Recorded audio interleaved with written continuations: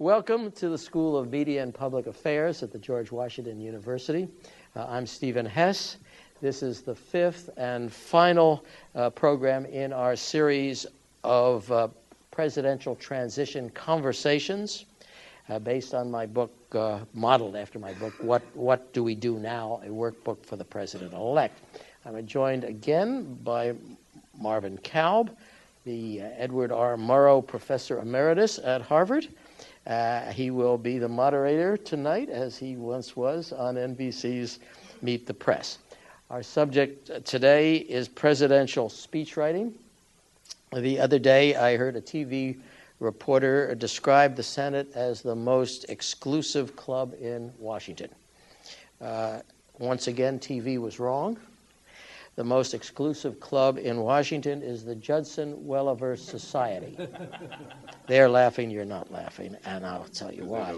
You don't know that Judson Welliver was the first White House assistant whose job was writing presidential speeches.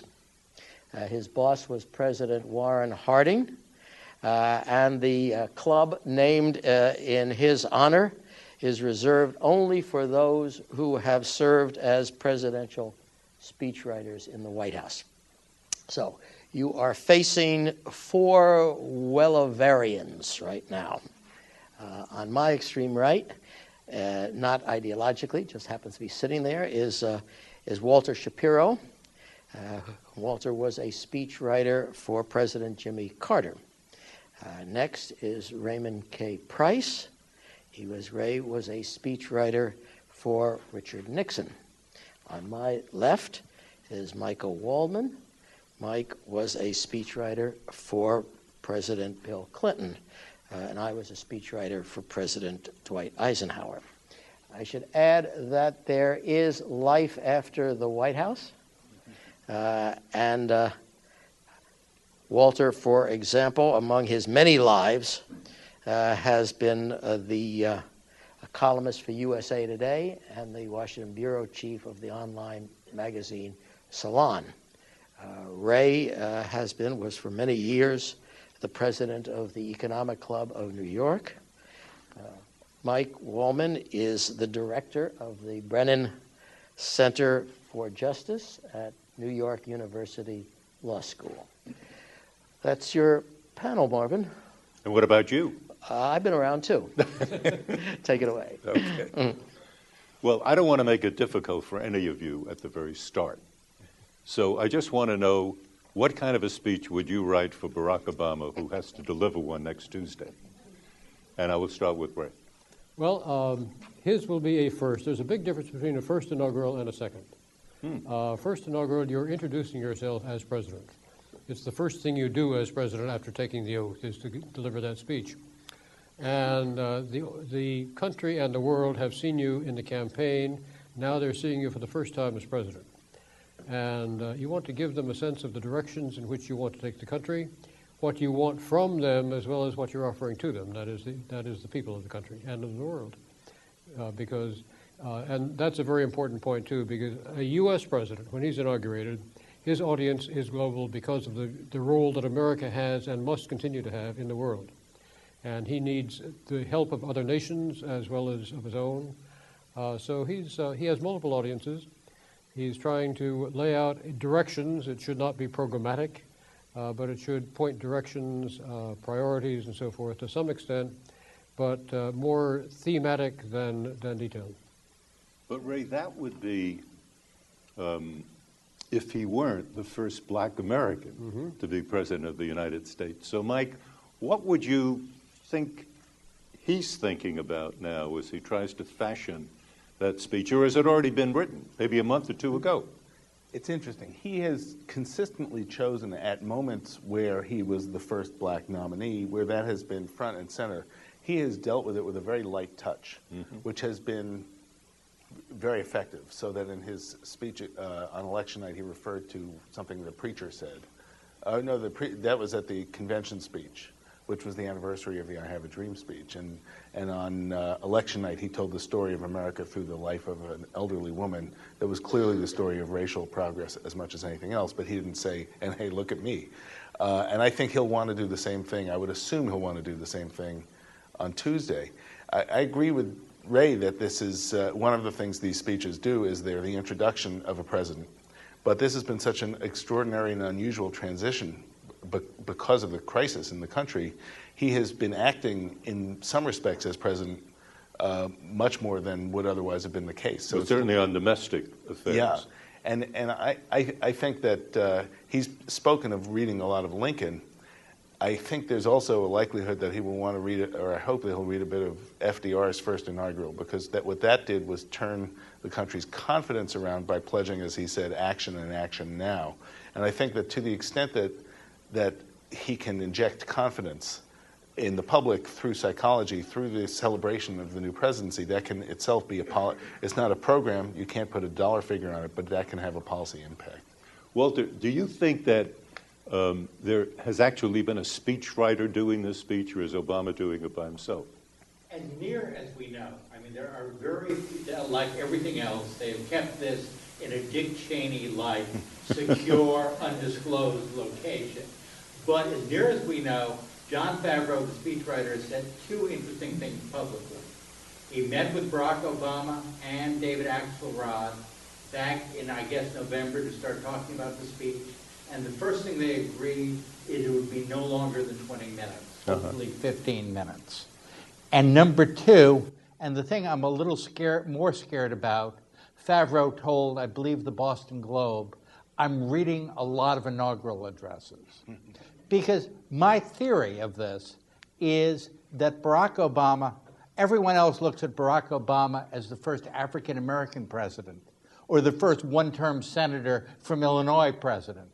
As a speechwriter, I look at him as the first president who never heard on live television John Kennedy's 1961 inaugural. Mm-hmm. So in a large way, he is the only, as close as Ted Sorensen is to the Obama speechwriters, he is the only president-elect who does not hear John Kennedy's voice in his head whenever he hears the word inaugural address. Well, come on, he could have watched it on television 20 times. But the emotional nature for a Nixon, for a Bill Clinton, of that Kennedy inaugural address is so much greater than somebody who lumps it mentally with the FDR inaugural address. One last thing on FDR, which we will come back to a lot, is when FDR gave his "the only thing we have to fear is fear itself" speech,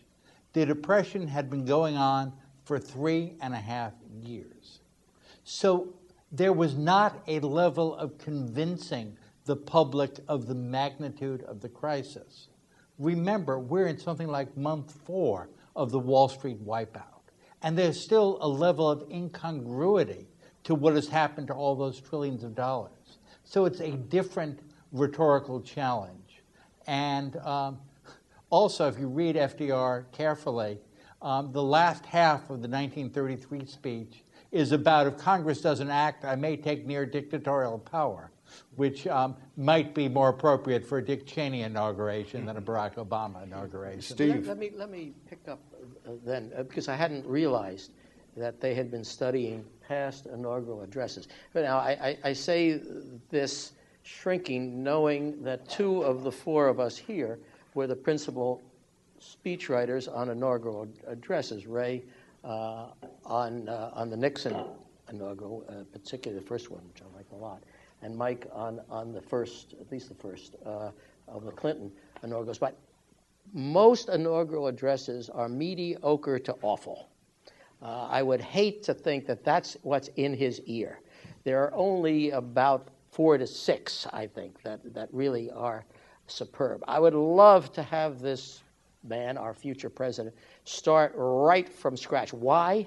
Anybody who has read Dreams from My Father knows that he is the greatest writer we have had who will be president since Abraham Lincoln. Why start any other place but that? I would also, both in what Mike said a bit about Lincoln and what Walter said a bit about FDR, I hope he goes very light on the quotes. I hope that people will be quoting Barack Obama And this is particularly true of all of the Lincoln-esque qualities so far, which I think are appropriate. The Lincoln Bible, the trip down from Philadelphia, and so forth. I hope he'll keep away from the Lincoln inaugural addresses, which were two of the greatest inaugural addresses, but have nothing to do with what we're at now. I mean, the first one in 1861 was about defending the country. It was about to split apart. And the next one in 1865, just as the war was ending,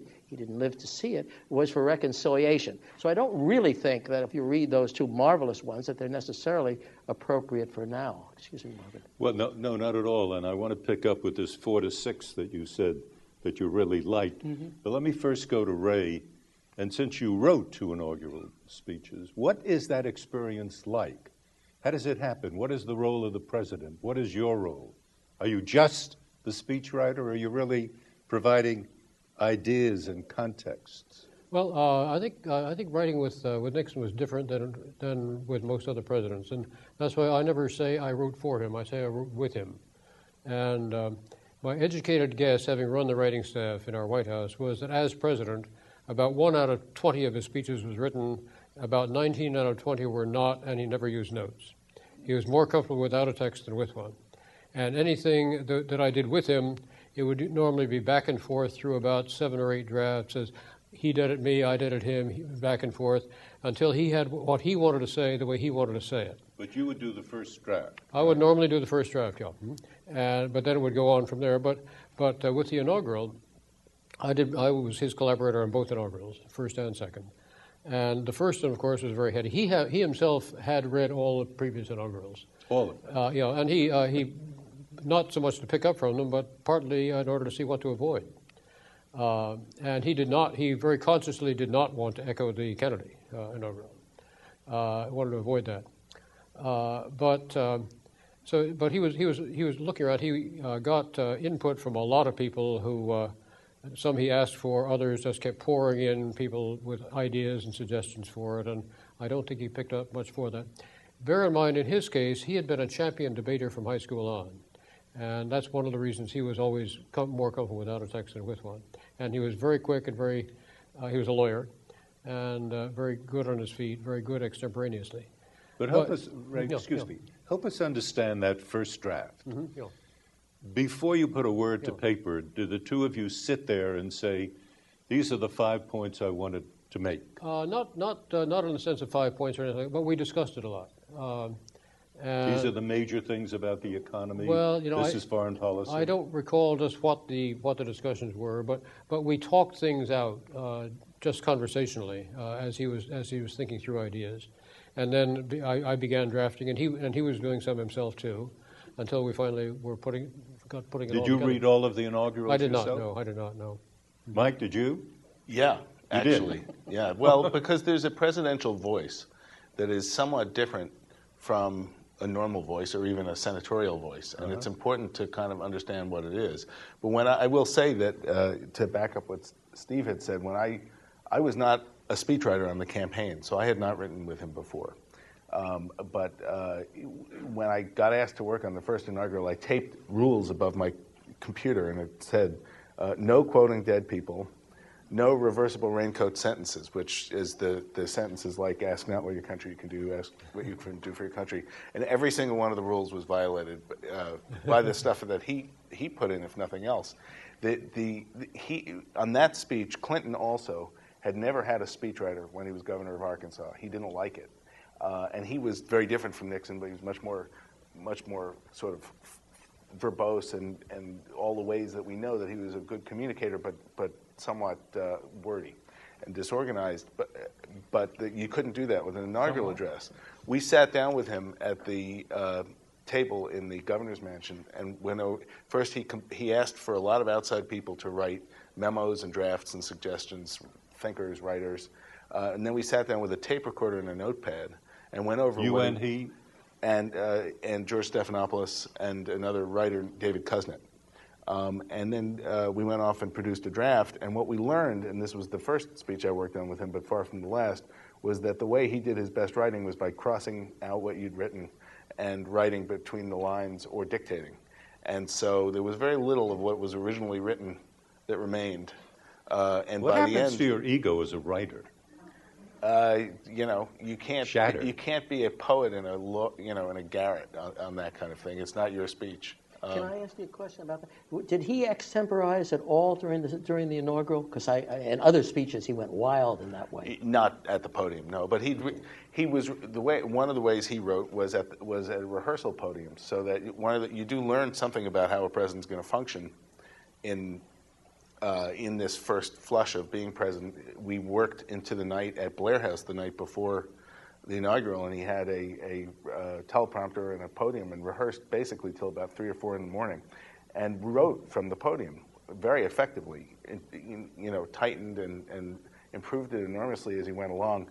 But the teleprompter operators, who were wonderful people, military officers who were used to President George H.W. Bush, this was not what they were used to, and they finally said, is he really going to rehearse all night? And we said, get used to it. This thing, bring in reinforcements.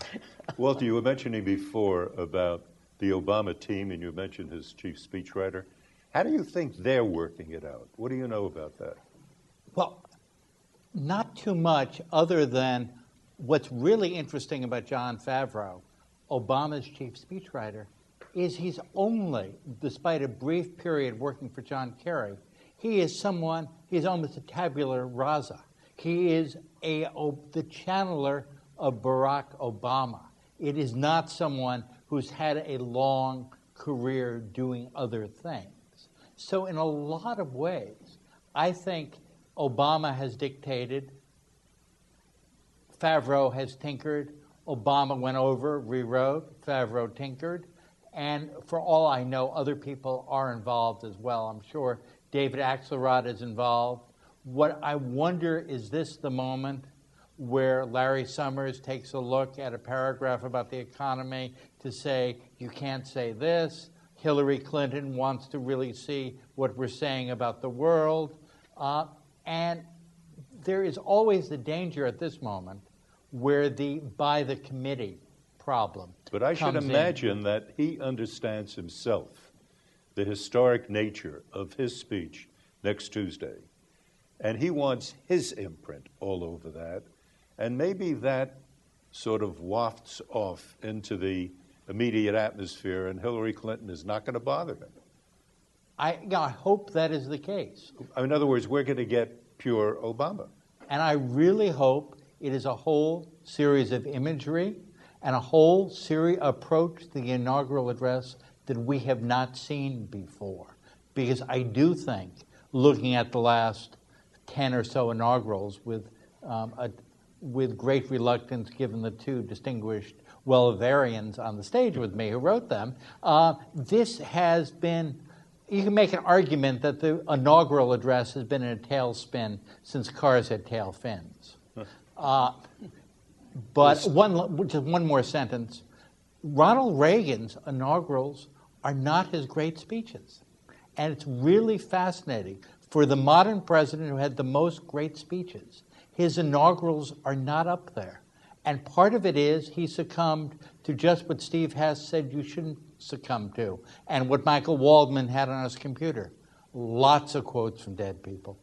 Yeah, I think the problem with the Reagan one was, the first one, was that it really was sort of a reworking of his basic boilerplate campaign speech. Well, he apparently had something called the speech. Yeah, and he simply played the same speech at that was a shame. Not that that wasn't a great speech for other purposes, but this is a unique speech. There's nothing quite like it. Nothing that a president has done before. Nothing that a president would do after. It's not a State of the Union speech. It's not a campaign speech.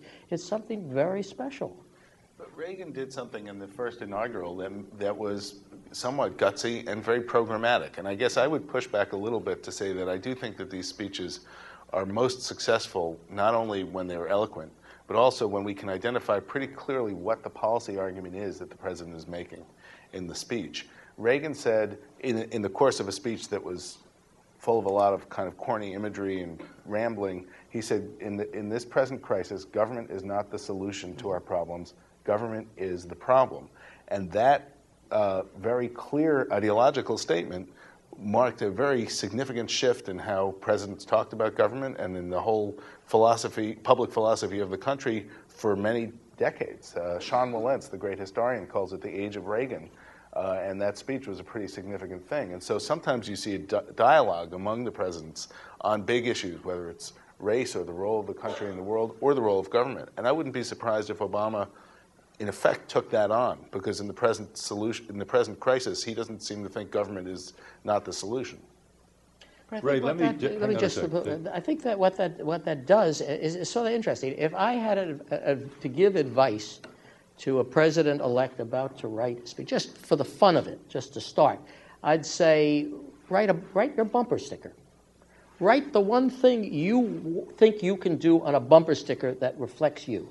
Because in fact, I'm worried that you talked it might be a 20-minute speech or something, or 15. The coin of the realm, of course, is 12 minutes and John Kennedy. If you go more than 15, I would worry about that. So you don't have much room there. You have room for at least one big idea, the idea to which you want to be remembered, the idea to which you want your presidency to be known as. And of course, that's what Reagan did, I think, in that case.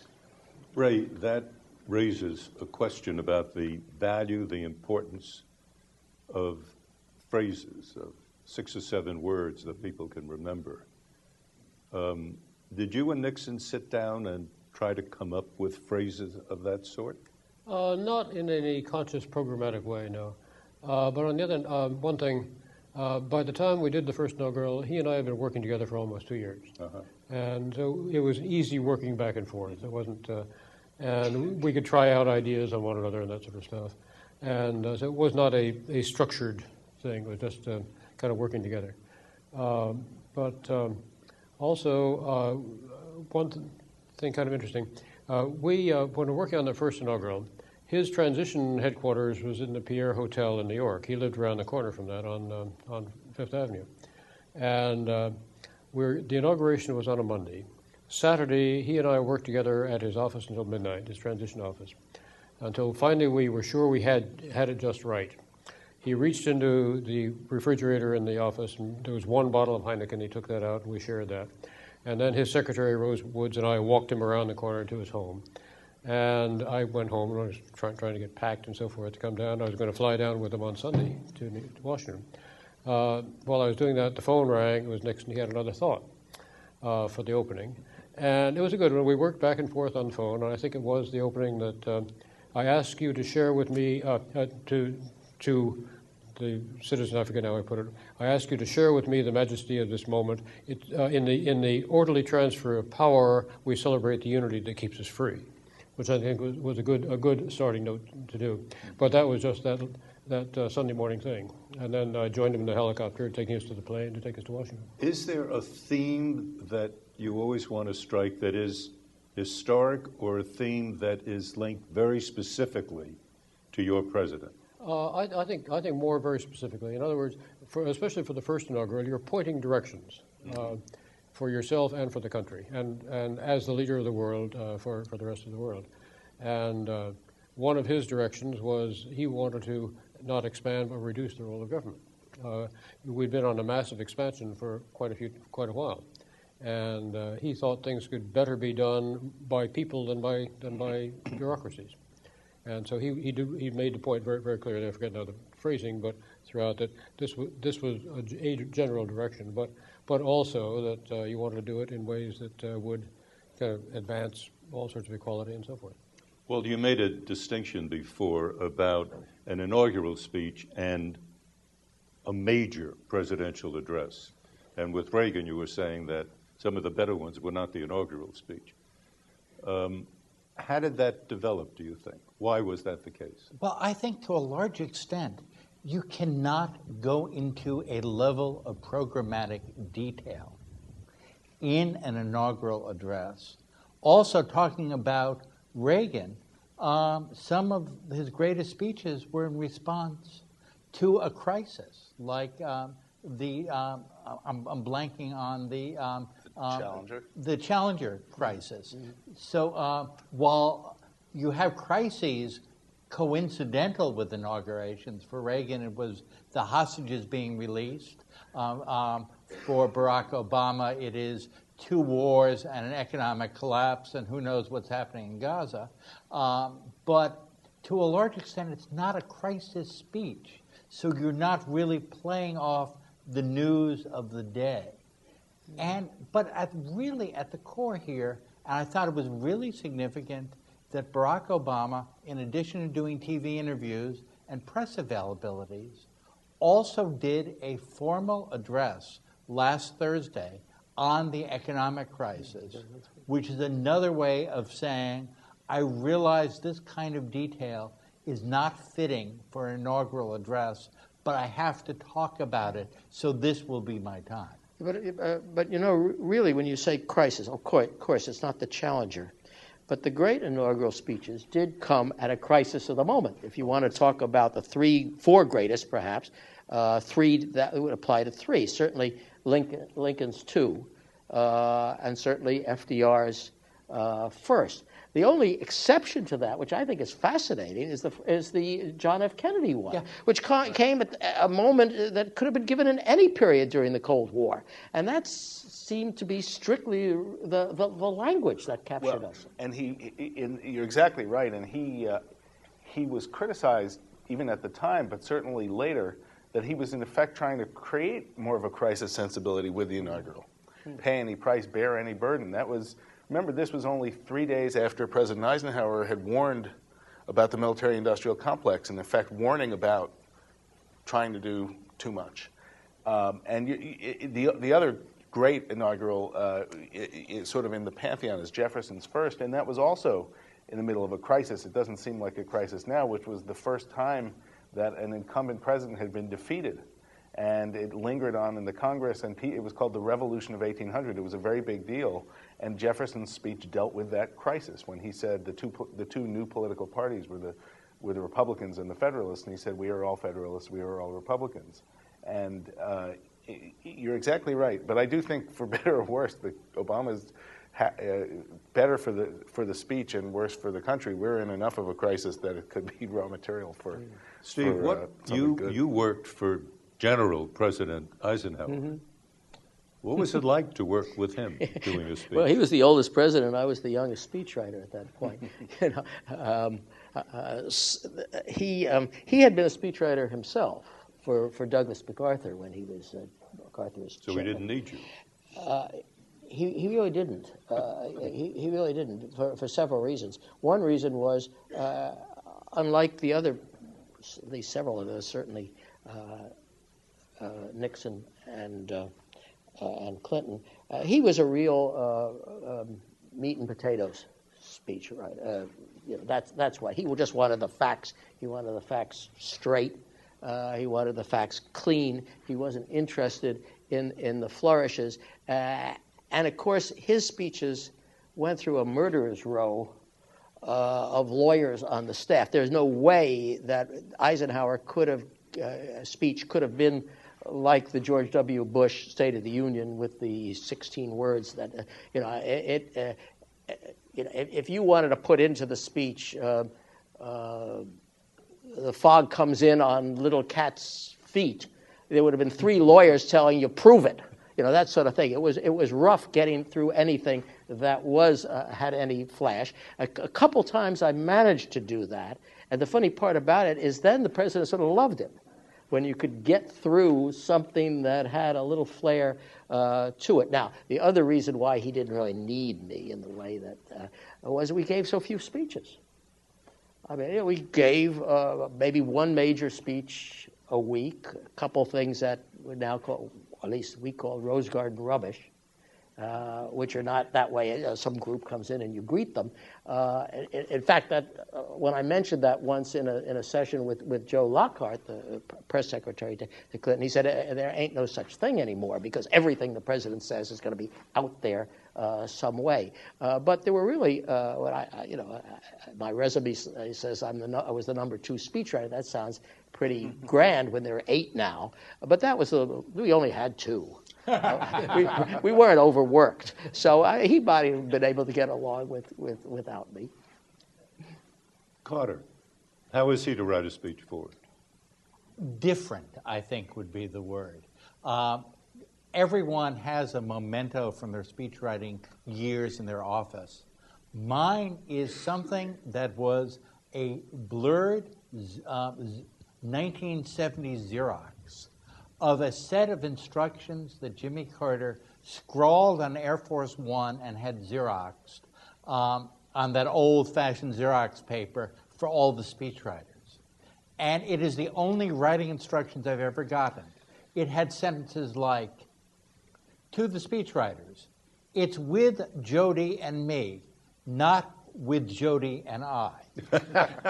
Don't put in contractions, let me do it.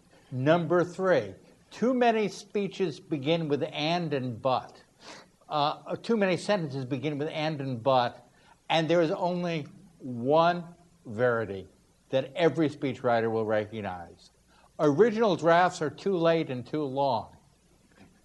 But to a large extent, there is a problem that even, I guess, Robert Sherwood, who wrote speeches for FDR during the war, may have the greatest literary pedigree of anyone who's written speeches for presidents other than those of us on the stage. But even he, I don't think, could have made poetry out of some of the sentences that Jimmy Carter made me write, like, low-head hydroelectric power is our answer. I just ask not how much low-head hydroelectric power. I mean, basically, Jimmy Carter was an engineer, and he looked at the idea of speechwriting as a component in a very orderly process called government. And only after leaving the White House did he discover his inner poet, for better or for worse. I was about to make that point. When he left the White House, he's turned out at least a book a year, it seems, anyway. And you were superfluous. Or in those years, was he really depending on other people to write his stuff? He was. It was both. As a minor speechwriter for a minor president, you can make an argument I was always superfluous. But to a large extent, there were moments, certainly the energy crisis and some of the imagery that others put into the malaise speech, which, let me say, A, didn't use the word malaise, and number 2, the president's popularity went up immediately thereafter. And the disaster was when he fired 4 members of the cabinet about 3 days later. But that's a speechwriter's little complaint.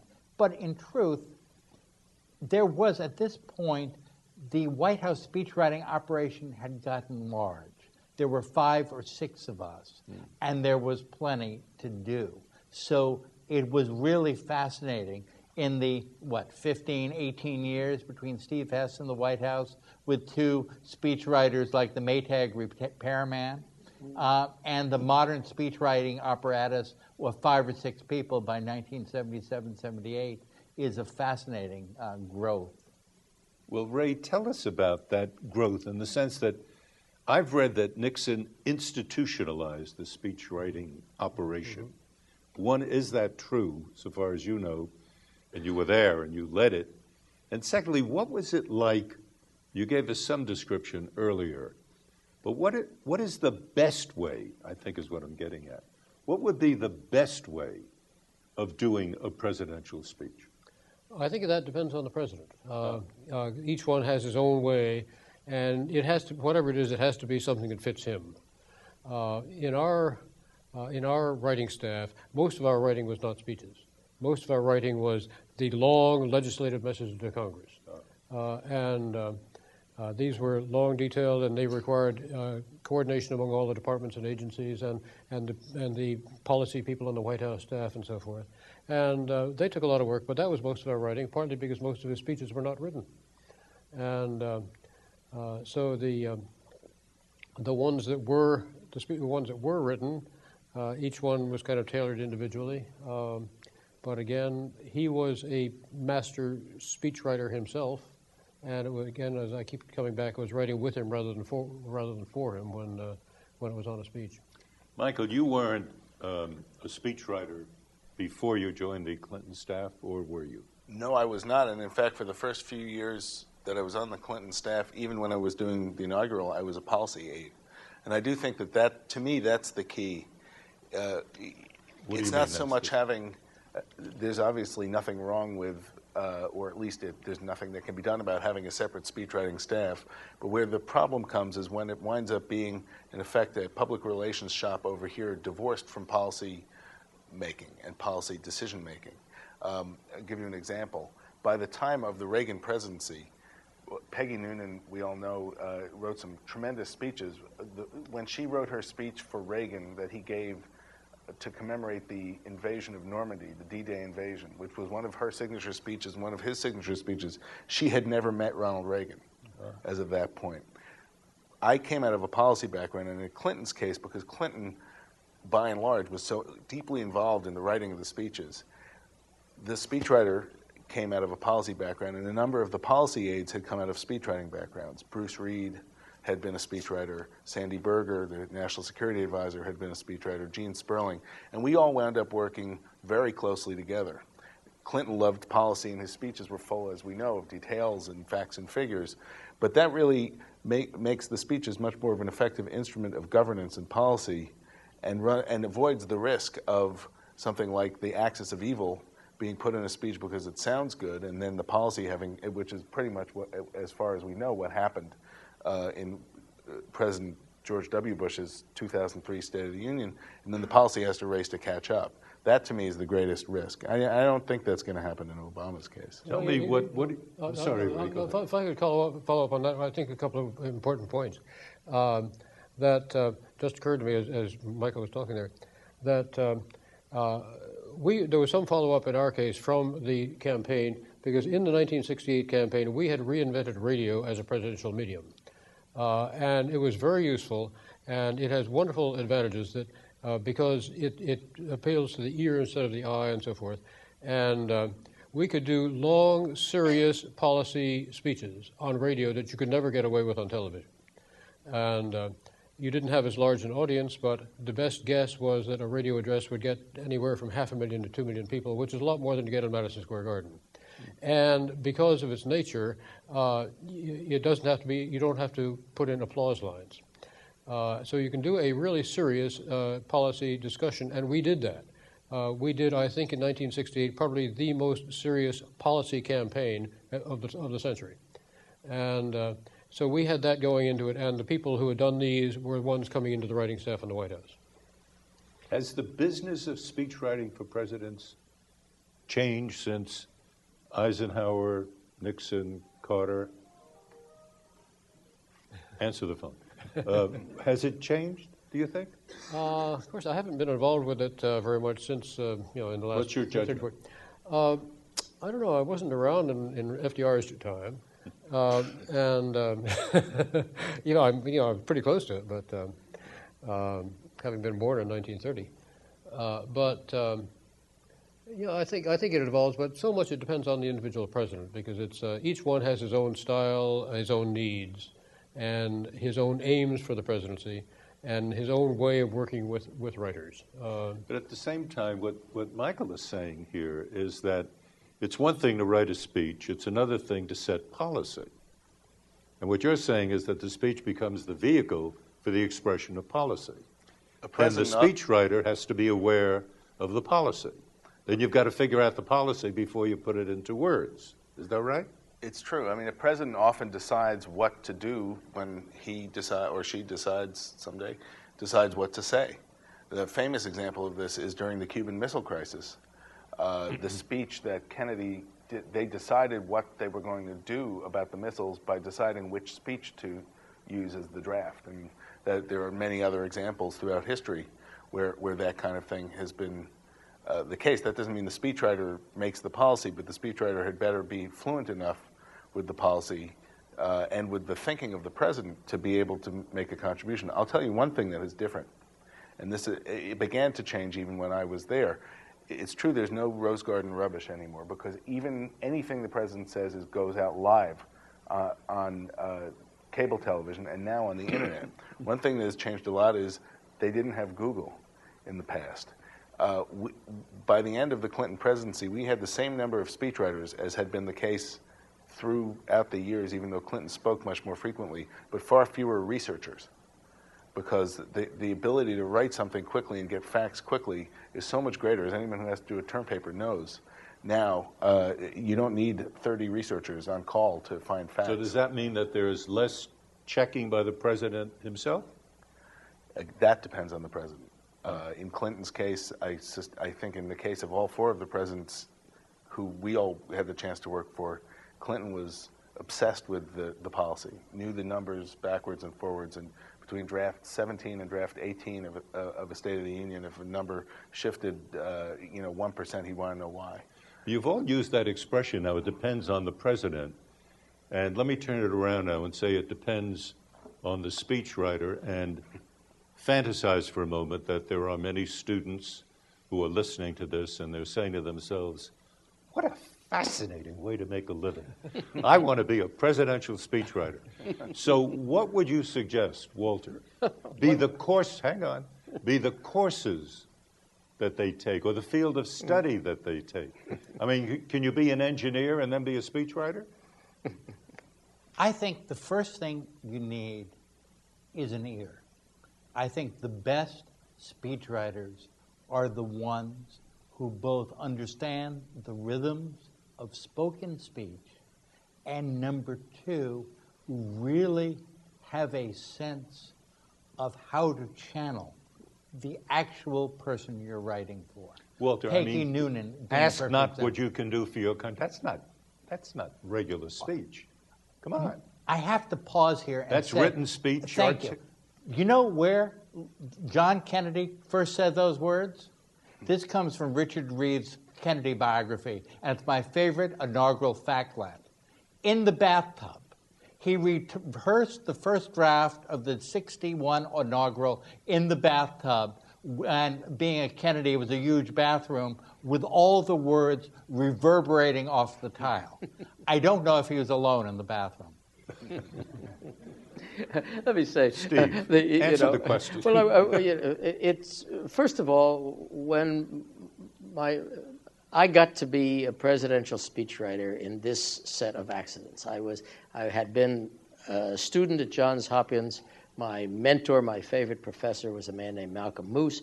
I was drafted into the United States Army. I was a private 2 years in Germany. 2 years later, I came out of the Army a private first class. In the meantime, Malcolm Moose had become the president's speechwriter. So one day, I get out of the Army as a private first class, and a week later, I've got a sergeant who's driving me around Washington. Now, if you've ever been in the Army, that's a definition of very heaven.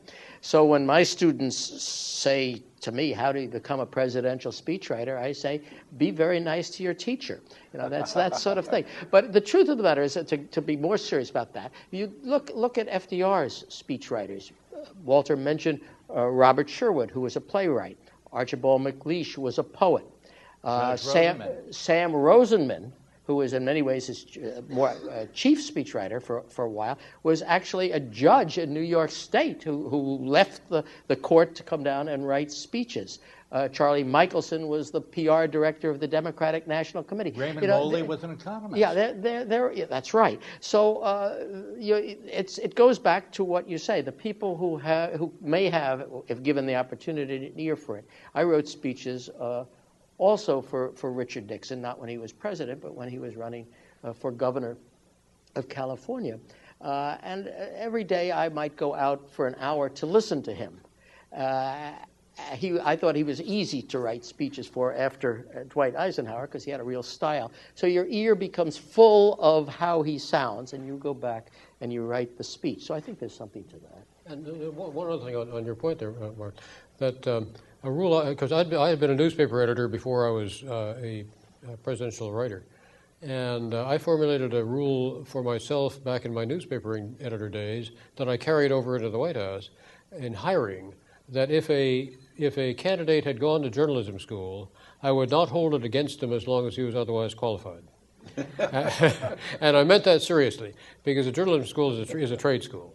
And I could teach them the tricks of the trade, but I needed people who acquired an understanding of how to reason clearly and logically. And a trade school doesn't teach you that. Let me just add one thing to the question I muffed originally, and that is that to some extent, it may be better to be younger as a speechwriter for the simple reason that you still have a malleable ego.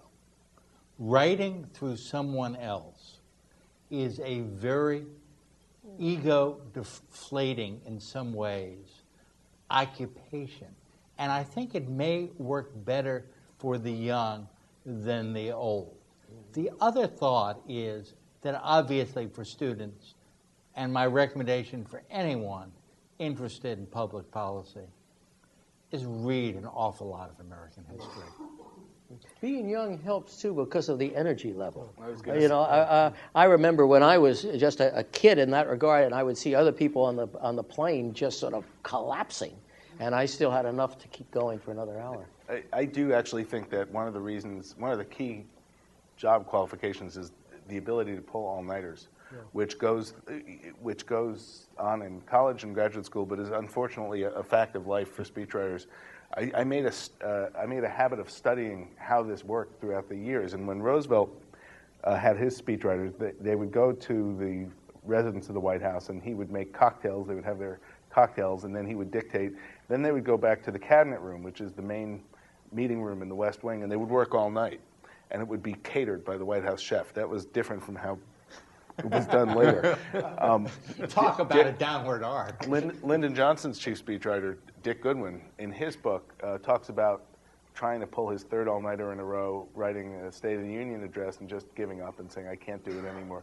I'm done. I can't do it. And at that moment, a man in a white coat walked in with a syringe and injected him with a mysterious red liquid, and he perked right up and stayed up all night and finished it. And the significant fact when I was in the White House that made a big difference was Starbucks was introduced to Washington, D.C. while I was working there, and it actually made a big difference in the ability of people to work.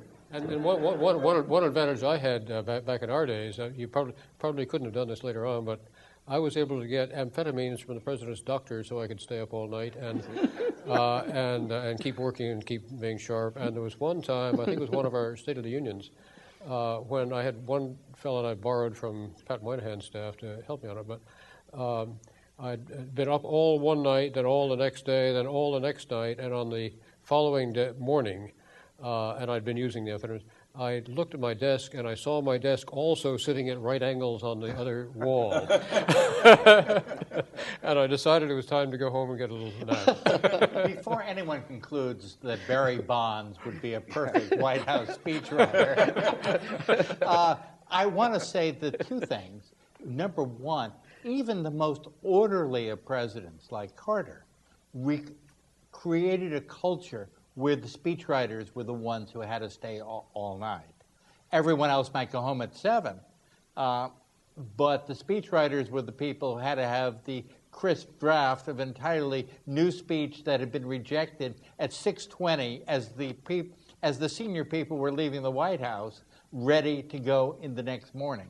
The other point is having memories of college newspaper in one's immediate past, for me about 6 years earlier, certainly made the pulling in all-nighters a lot easier. But that is why it's a bargain you make in terms of your ego and everything else when you're a young person. As long as you're willing to be the one who actually does the work and keep control of the desk or the draft, you have all these big cheeses who walk in at 7 and say, I have something I want to make sure to tell you about this speech.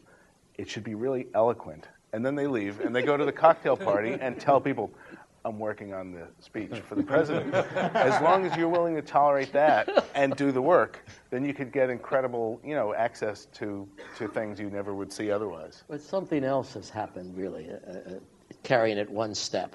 That didn't happen in my life and Ray's, and that is, but started in Carter's. They then walk out of the White House and write their memoirs.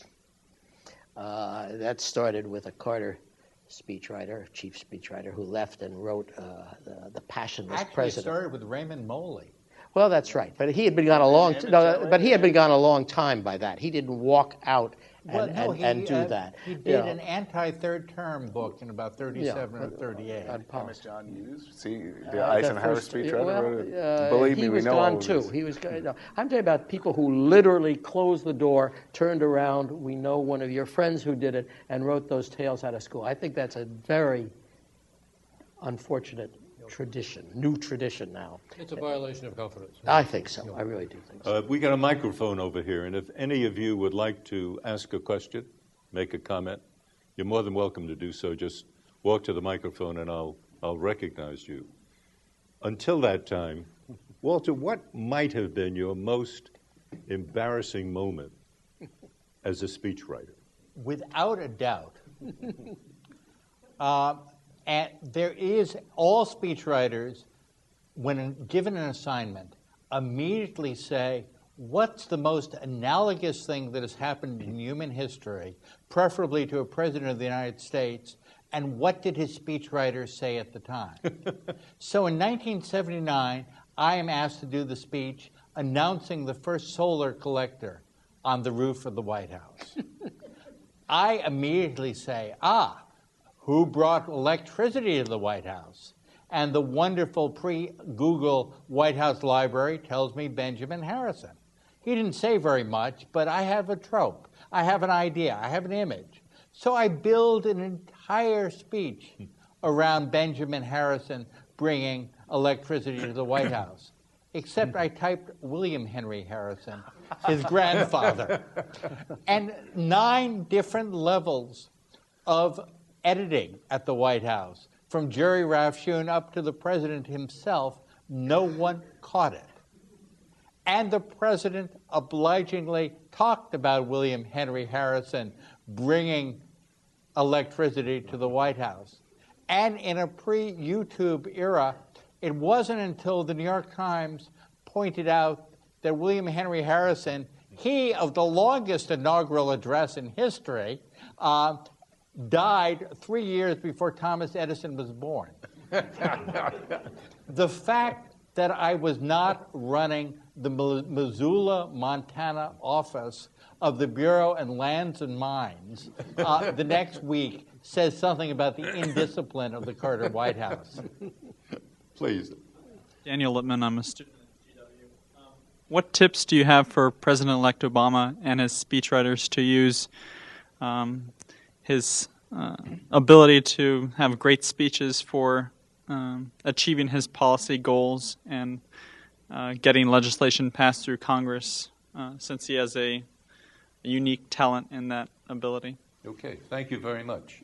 Mike, why don't you start? Well, I don't profess to have much to give him by way of advice because I think his speeches have been so brilliant, and they've really revived the art of formal oratory in the country in a way that I didn't necessarily think we would see, and so I don't have much to add. The one thing I guess I would say is that it's the only criticism I would have of his speeches is that there's sometimes a gap in quality between when he talks about the country's history, about its values, about himself on the one hand, and when he talks about policy, sometimes he sounds like he's reading off of a fact sheet. And he needs to find a way to imbue his discussions of policy with as much skill and passion as he brings to these other things. You know, I think that recently when the speech the other day, for example, about the economy was very well done and very sobering. So I don't know that they need much help. Do you think, Mike, that speech was done, really could not have been done weeks in advance, but what I'm getting at is, do most of the presidential addresses get drafted weeks before they're actually delivered? You know, Ray? I don't know. Again, I'm sure that varies from president to president. Again. But also it would vary from speech to speech. Sometimes you have to do it on a very short notice. Right. Other times there's no particular time frame, and you can go back and forth. And also it would depend, I think, probably on the complexity of the substance of it, and how much vetting it needed to be done among various departments and agencies. And that's a large part of the preparation of a president's speech or message to Congress is the vetting it has to go through, often through 6 or 7 different departments. And you're trying to rationalize, trying to accommodate one to the other and so forth, and make it something that everybody can live with. But an inaugural, for example, you're elected on November 7th. You know that on January 20th you're going to raise your right hand. Do you have somebody sit down almost immediately and begin drafting or considering ideas of what kind of speech I'm going to do? How others did it, I don't know. In this case, I think it was very shortly after the election that Nixon just made clear that I was going to be the one working with them on it, but asking for ideas from everyone. From everybody. And you said, Michael, the same with Clinton.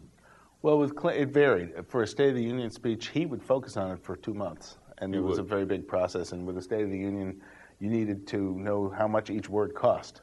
Something's a priority, not the priority, it costs less. Billions of dollars. I think sometimes these speeches suffer from too much thought too far in advance. One thing presidents have with their first inaugural is they're busy hiring a government. In their second inaugural, they don't have anything else to do for 3 months except worry about how can I make this speech eloquent. Yeah, the State of the Union, well, we could have a whole new panel or a whole new session on just that alone. It was really very different. I doubt it. The process was much different than when I did it. I worked on a couple of them. The cabinet secretary sent out a notice to everybody, cabinet officers and so forth, around Labor Day, I think, very early in the fall, to start sending in ideas. Now, at that time, of course, before the computer, we were putting that together with paste pot and scissors. We were cutting it up, shaving it around in that sort of way. We would bring it in and out to the president. We've all talked about number of drafts. I should say that we could send a draft back and forth to each other, Moose and Hess, for example, and it would say number 1. The minute it went to the president, he changed it, it became number 2. So we would go through 15, 18 drafts on a State of the Union address. And of course, at that time, that was more a statement for the government. What was the government going to do the next year? It wasn't quite as global. And I could remember cabinet officers. I was just a kid, and there were cabinet officers waiting outside my door at the office at 2 in the morning because they wanted just that one sentence or paragraph in, because that would give them the power to move in their own department. So I never thought of it as a glorious, elegant thing. It was just how much can you get in a limited amount of time, because the president was going to read it, for heaven's sakes. And the president presumably would have checked what it is that the cabinet officer had you put in. Oh, it went back and forth in that way. Mike was saying that they didn't have as many researchers. I found that was the easiest part. I mean, you could call anybody in the government, the White House calling, that sort of thing, and somebody would rush the facts to you in that way. But yes, it was the same thing. The facts were coming in from all over the place. Let's take another question, please. Hi, my name's Emma. I was just wondering, especially for Clinton and Nixon, but if during the various scandals of their presidencies, if the president themselves would handle answering to the public, or if the speechwriters would kind of help them formulate a response to what had happened. You mean let us take Clinton, for example, Michael. When we get to Monica Lewinsky, was it Clinton who wrote his own statements on that, or were the lawyers writing their own statements? He didn't do that many, but I have pride in saying I wrote the speech where at the end of it he said, I did not have speech. Did you wrote those lines? Everyone asks that. Did you check it with the president first? It was true. I had not. In my case, it was true.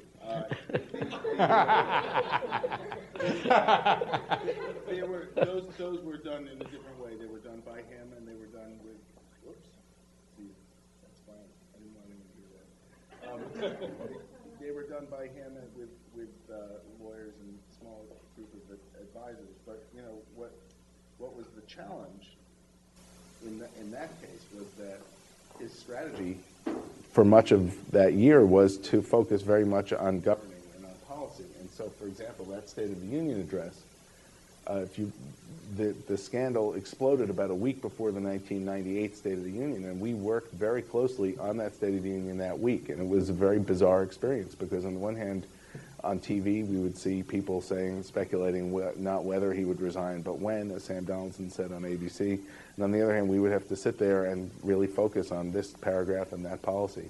So we kind of tried to keep the insanity from creeping too much into what we Well, they called it compartmentalization, as I remember, that you could deal with policy and he'd deal with sex. It was. Yes, please. My name is Heidi Wolf, and I was wondering if you could talk a little bit about if it's difficult for the writer to avoid having their voice or style heard too loudly over the subject, or is it a problem at all for you when you write? That's interesting. Ray, could you answer that, please? Well, I think my guess is that depends partly on the president and partly on the writer, and what the relationship between the two is. In my case, because he and I have been working together, I knew his voice and he knew mine.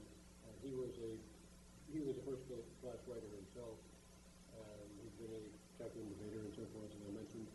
And so I don't think it was really a problem there. I was sort of trying to write them in his voice. Mm-hmm. I was working on it, and I knew his voice pretty well by the time we got there. I had an interesting problem with Dwight Eisenhower, because when I got there, the last 2+ years of the administration, he had several illnesses that meant to me that he was having trouble with certain sounds and so forth. I would always, and I responded to that in the way I kept away from certain sounds, the way I cut sentences up in a shorter way. Well, again, he went exactly back to the way he had always done it, and it was if he didn't even notice that or why I was doing it the way that I was. It was his voice, period. Yes, please. Hi, Jeff Capaservice. I have a question mainly for Ray Price. At the time Richard Nixon took office, the Republican Party was an uneasy ideological coalition with liberals, moderates, and conservatives. And the speechwriting team seems to have reflected that division, with you and Lee Huebner coming from one part of the party and people like William Safire, Pat Buchanan coming from another part. Was there any ideological jostling that went on within the speechwriting team? And do you think Barack Obama is going to have any similar experiences, given that the Democratic Party now is somewhat of an ideological coalition as well? In our case, yes, there was some jostling going on, and especially say between Pat and me. But for some things, there were times when he would want, say, more Pat Buchanan's voice, and so Pat would be assigned to that. But actually, the last speech, Pat kept an active role in the administration right up until the end. But the last speech that he was asked to do was one on the invasion of Cambodia, which had a very, very negative reaction around the country. There were riots all over the country. That was the last speech he was ever asked to work on with Clinton. He did a lot of other things, very useful things around the White House, but no more speech writing, because it was not the voice that the president wanted to use. Do you know whether, Walter, in Carter's time, were there two rhythms, two philosophies in combat? There was actually very little ideological tension within the Carter administration. That this was a point, the Democrats had been exhausted by the ideological contention coming out of the 68 convention, the 72 McGovern campaign, and they sort of arrived at the White House a little ideologically exhausted without these kind of massive, what is the soul of the party debates. Yes, please. Hi, my name's Toni Marsh. I'm a professor here. And with, I guess I want to ask, what do you think is at stake with this speech? What could happen? Because so much of what's going on right now, so much of the problems that we're experiencing right now are psychological. And in light of the fact that Barack Obama right now is so very popular, and even beyond that, that people view him as different and new and a change, of course, I think that there's a sense almost that he can do almost anything right now. And so if everything went well and if everything went right, what could possibly happen with this speech and what is at stake with this speech? Can I possibly challenge you on one point? Maybe you'd like to correct it. Should I have not said I was a professor? No, but I mean the idea of the problems being largely psychological. Yes. I mean, are you sort of tending to dismiss the people who are being laid off every day? No, not at all. No, not at all. So what are you getting? What I'm saying is there seems to be so much, negativity and so much depression right now as a country that we're experiencing as a country. And no, the people who are being laid off really are being laid off, and the investments that are going down in value really are going down in value. But a lot of the economy, I know, is based on people's perception, people's confidence, consumer confidence, the way that people feel. Right now, for example, people are hunkering down. They're not spending money. They're saving more, which is probably a good thing, but they're spending less. And, yeah, companies aren't investing. So there's a lot, because people just feel bad. They feel scared about what's going on, so they're not spending, they're not growing, they're not investing. If we could only turn that around, if there could be a real change in how people feel about the economy and the country and the future and where we're going, I think that it might just tip the economy in a sense. Thank you very much for that. Mike? I agree with that in the sense that in market terms, there's over-emotionalism, what Greenspan called irrational exuberance on the upside, and there's panic on the downside. And there's often an overcorrection to real facts. When Toyota has a 37% drop in its sales in one quarter, that's not because 37% of the people lost their jobs that week. There's something psychological there as well. And that was when Roosevelt said, the only thing we have to fear is fear itself. It wasn't just a good line. He was talking about bank panics and about the fact that people shouldn't be afraid to keep their money in a bank. And so I was thinking about what the bumper stickers were, what the slogans are, in effect, that Obama would want to come out of this speech. And one would be change, and the other is yes, we can. In the sense that it's interesting. He can't really unveil his policy with this speech because he's been breaking all the rules of transitions up until now by giving a speech every day and by being so public and so engaged. The only thing he can do is take the kind of celebration around the inauguration and use it to change the psychology a little bit. And if it leads to the passage of, if the stimulus or the recovery plan passes within a few weeks thereafter, and it's a good speech, I think those two things in combination, people will think what a great beginning of his presidency that he had, no matter what else happens. I think there's another thing he's got to do along with that. We have been tied into something called 100 days because of Franklin Roosevelt's 100 days.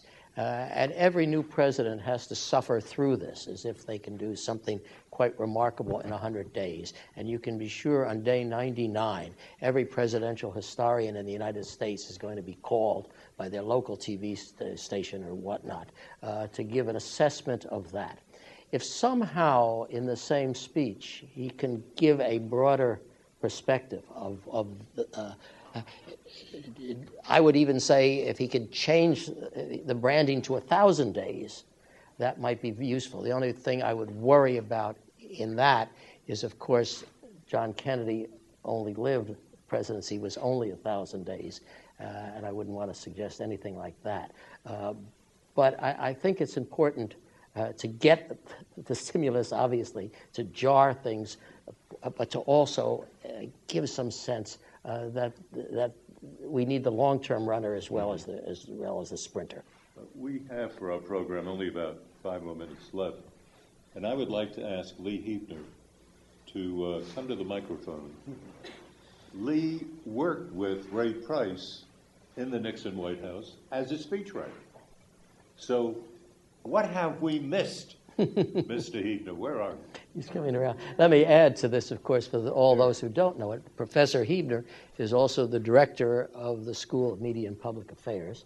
That is the sponsor. He is our sponsor, and we're very grateful to him. And I assume in winding up this 5-program event, he'll reflect on that. Well, thank you, Steve. I guess I have 2 answers to Marvin's question. One is that you missed so much I couldn't possibly comment on it now, but I do teach a course that gets into these questions if anybody wants to audit or take my course here at the School of Media and Public Affairs. The other thing, of course, is to say that this has been a marvelous panel. You've covered everything, and as a result of that, I have nothing really to add.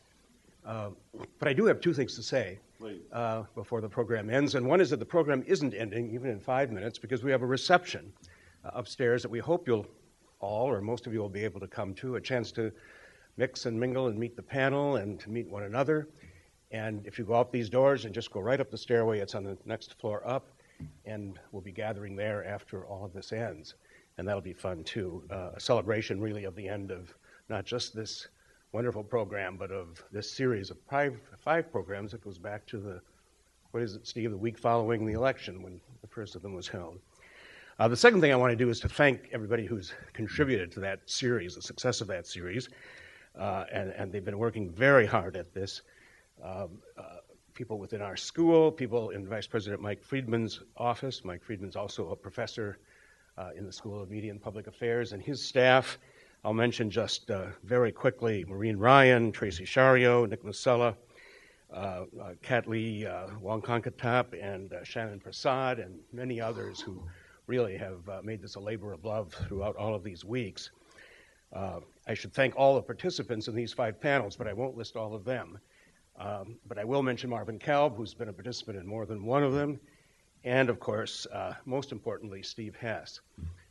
Was it early last summer, Steve, that we had lunch, I think, and Steve mentioned the idea that his book was going to be coming out, What Do We Do Now, and that maybe we could do something through the School of Media and Public Affairs that would use that book as a model and give us a chance to immediately after this fascinating campaign move into and take the lead in discussing another fascinating set of issues. And it's been a great success. I think we've all learned a lot.